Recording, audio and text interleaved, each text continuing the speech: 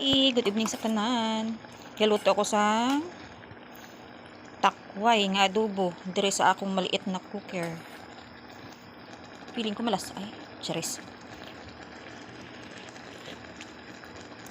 Ang mini cooker na to, pwede ka magsaing, pwede ka magprito, pwede ka maglaga, pwede kang kahit ano pwede dito.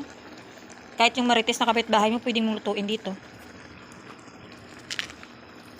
Ang kakasuka.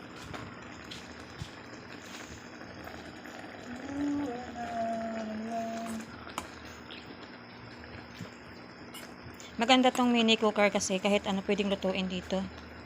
Lalo-lalo na yung kapitbahay mo na marites. Kabulayog.